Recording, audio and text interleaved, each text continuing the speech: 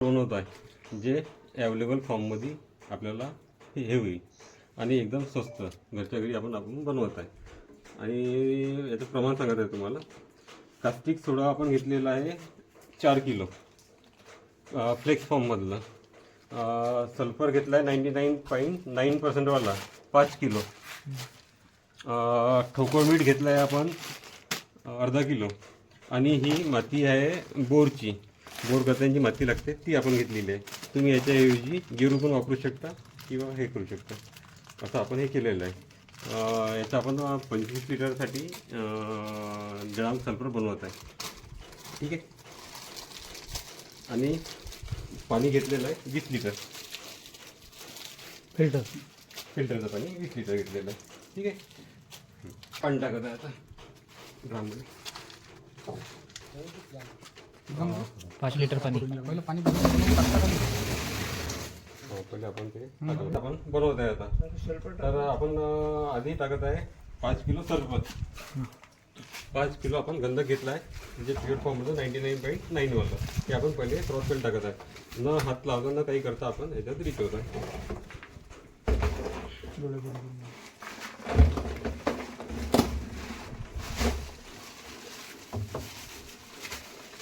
5 kilo गंधक टाकला आपण.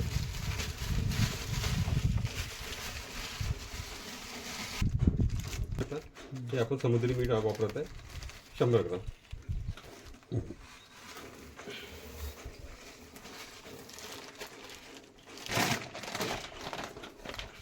ही बोरची माती आहे, बोर गत्याने जी माती निघते तर ती माती आहे. ही आपण 100 ग्राम टाकायचा अंदाज.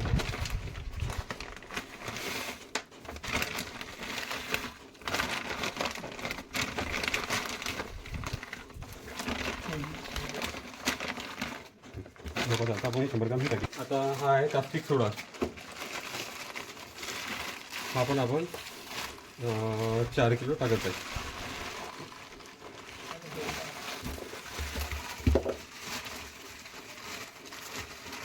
पण तुम्ही हे वापरताना हँड ग्लोव्ज घालूनच वापरायचं.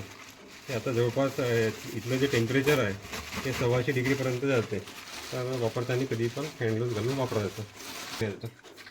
अलगद न उडवता बिलकुल हळूहळू असं आपलं हे करून घ्यायचं.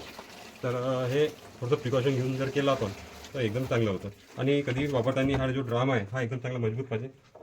जो इंडस्ट्री यूज करतात तो ड्राम पाहिजे आपला. समजा बाटली टाक. आणि हे 5 लिटर पाणी आता अजून टाकत आहे.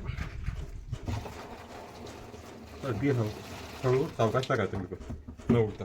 आता काय करायचं, आपण जे टेम्परेचर आहे ते जवळपास 100-1,600 लिटर जाते. आपला 100-1,600 डिग्रीपर्यंत जाते. तर त्याच्यामुळे ड्राम कधी चांगला पाहिजे.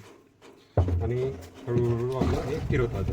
हे हळूहळू 10-20 मिनटात जसा आता पिवळा कलर आहे सोबल्प, तसा हा पिवळा कलर हा हळूहळू लाल याच्यात कन्वर्ट होतं. तर समजायचं आपलं हळूहळू सल्फर बनलं.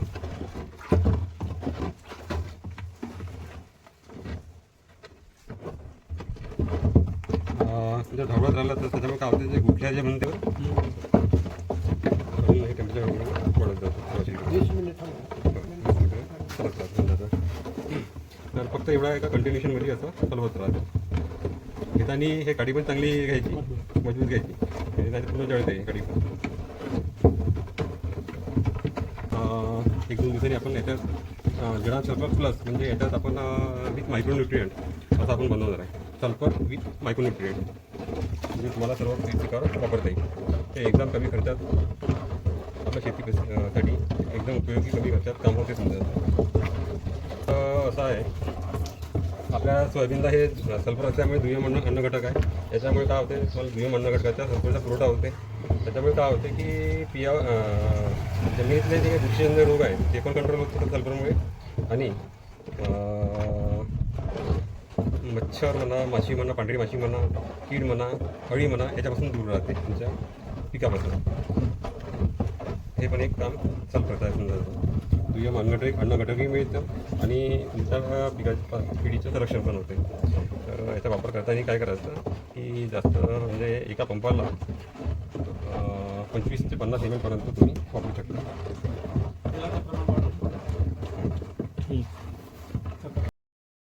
हा पूर्ण असा ट्रान्सपरंट लाल होऊन जाईल उद्यापर्यंत. हा 24 तास आपल्याला असा ठेवून द्यायचा, ढवळत राहायचं थोडंसं 20 मिनटं आणि मग आपोआप असा लाल कलर होते एकदम ट्रान्सपरंट लाल, तर समजायचं आपलं जडान सल्फर चांगलं बनलं आहे म्हणून. ठीक आहे, आपण जडान सल्फरची निर्मिती केलेली आहे.